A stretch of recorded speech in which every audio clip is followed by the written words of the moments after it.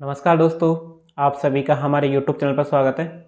दोस्तों, आज मैं कक्षा 8 के विद्यार्थियों के लिए एक न्यू वीडियो लेके आया हूँ, जिसमें हम प्रकर हिंदी कार्य पुस्तिका में आकलन नंबर 7 से आकलन नंबर 9 तक संपूर्ण हल देखेंगे।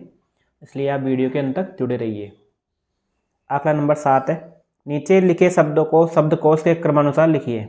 देखो, अपने पास शब्द दिए गए हैं, इनको शब्दकोश के क्रमानुसार लिखना है। ठीक है, तो हमें इनको अंग्रेजी के अल्फ़ाबेट के साथ लिखने हैं। ठीक है, जैसे अल्फ़ाबेट में पहले क्या आता है? ए।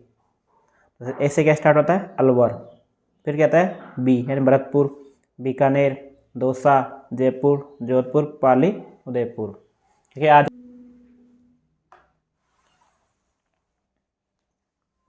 क्वेश्चन नंबर 2 है, नीचे लिखे वाक्य किसी एक काल में लिखे हैं। आप वाक्य को शेष 2 कालों में बदल कर लिखिए। तो एक काल में लिखा है कमरा बहुत बड़ा है, तो बाकी 2 कालों में इनको चेंज करना है। तो कमरा बहुत बड़ा था, भूतकाल में हो गया, और कमरा बहुत बड़ा होगा, ये भविष्य काल में हो गया, ये वर्तमान काल में है। सेकंड है, बच्चा रोता रोता बोला, तो हो जाएगा बच्चा रोता रोता बोल रहा है और बच्चा रोता रोता बोलेगा।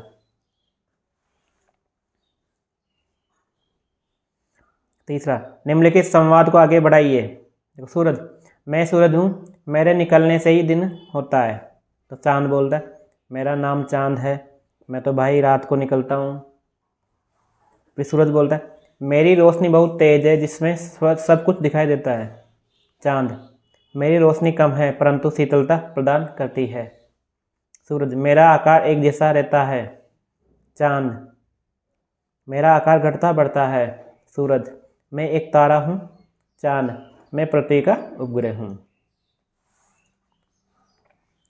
क्वेश्चन नंबर 4 है, अधिक शोरगुल को ध्वनि प्रदूषण कहते हैं। इस प्रकार और कौन कौन से प्रदूषण हैं, किन्हीं 2 के नाम लिखिए। देखो, एक तो हो गया वायु प्रदूषण हो गया और एक हो गया जल प्रदूषण। आकलन नंबर 8, पॉक्सो एक्ट है छोटे बच्चों की सुरक्षा के लिए। हमारे शरीर में मांसपेशियों का रूप है। देखो, मांसपेशियों का रूप है झुकने के लिए, चलने के लिए, लेटने के लिए, या सभी के लिए आएगा, सभी के लिए। कु उपसर्ग का अशुद्ध उदाहरण है, इसका हो जाएगा कुमार।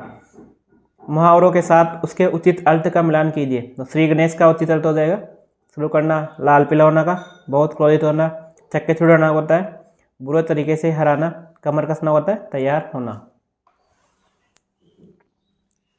क्वेश्चन नंबर 5 है, निम्नलिखित शब्दों में से प्रत्यय छांटिए। तो फड़ाएगा तो फड़ प्लस आई, ये हो गया प्रत्यय।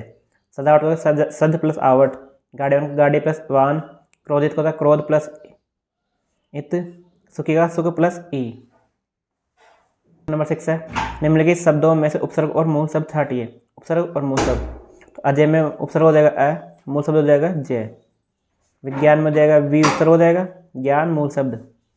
सुशासन में हो जाएगा सु, उपसर्ग हो जाएगा, और शासन मूल शब्द हो जाएगा इसका। क्वेश्चन नंबर 7 है, निम्नलिखित वाक्यों में उचित विराम चिन्ह लाकर उन्हें दोबारा लिखिए। तो इस वाक्य को दोबारा लिखना है विराम चिन्ह का प्रयोग करके। हमारे देश में तरह तरह के भोजन, यह हो जाएगा कॉमा, तरह तरह की पोशाकें प्रचलित है। दूसरा वाक्य, शेर बोल उठा, स्वागत है सियार महाराज। तो यह हो जाएगा शेर बोल उठा, स्वागत है सियार महाराज, हो जाएगा पूर्ण विराम। ठीक है, दिए गए विराम चिन्हों को उनके नामों का सही मिलान कीजिए। तो पूर्ण विराम का होता है ये, ठीक है, प्रश्नवाचक चिन्ह का हो गया ये, विस्मयबोधक चिन्ह का हो गया ये, अल्प विराम का ये वाला। क्वेश्चन नंबर 9 है, निम्नलिखित मुहावरों के अर्थ लिखते हुए वाक्य में प्रयोग कीजिए। ठीक है, तो ये मुहावरा इसका अर्थ लिखना है और वाक्य में प्रयोग भी करना है। ऊँट के मुंह में जीरा होना, किसी वस्तु की अपर्याप्त मात्रा, यानी वाक्य में प्रयोग। हाथी को केवल एक केला खाने को दिया, ये ऊँट के मुंह में जीरा है। खून पसीना एक करना, यानी बहुत मेहनत करना, वाक्य में प्रयोग है। 10वीं परीक्षा में 90% अंक प्राप्त करने के लिए मनीष ने खून पसीना एक कर दिया। घोड़े बेचकर सोना, यानी निश्चिंत होना। ठीक है, वाक्य में प्रयोग है, परीक्षा समाप्त होने पर वह घोड़े बेचकर सो गया। आकलन नंबर 9, पत्र को कहते हैं पाहन। निम्न में से उपसर्गों के समूह का सही विकल्प है असफल, अवसर, अपमान। निम्नलिखित शब्दों के सही अर्थ छांटिए। बराबर या समान। बादल गरज रहे थे, वाक्य में काल है भूतकाल। क्वेश्चन नंबर 5 है, निम्नलिखित रेखांकित शब्दों के सही विलोम शब्द द्वारा रिक्त स्थानों की पूर्ति कीजिए। वीरता देश को सुदृढ़ बनाती है, तो देखो इस जो अंडरलाइन है इसका विलोम शब्द करना है। वीरता का क्या होता है? कायरता, कमजोर। व्यापार में कभी लाभ होता है तो कभी हानि।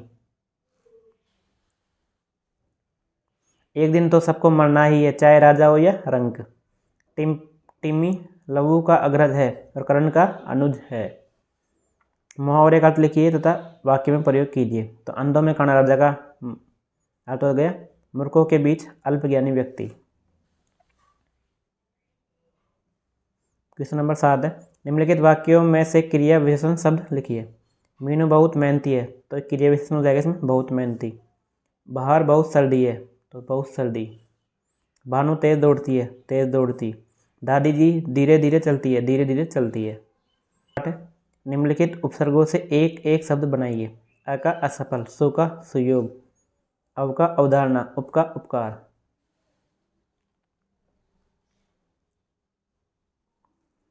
क्वेश्चन नंबर 9 है, नीचे शब्द और उनके पर्यायवाची मिल गए हैं, उन्हें अलग अलग करके लिखिए। देखो इसमें शब्द भी है, उसके पर्यायवाची भी है। ठीक है, जैसे अध्यापक का क्या होता है? गुरु।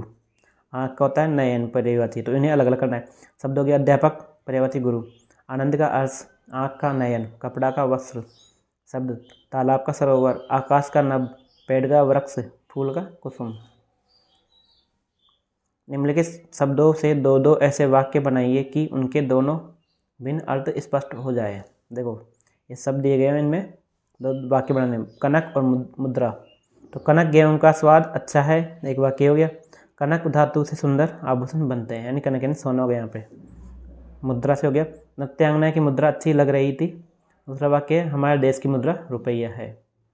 तो दोस्तों इस प्रकार हमने इस वीडियो में आंकड़ा नंबर 7 से आंकड़ा नंबर 9 तक संपूर्ण हल देख लिया है।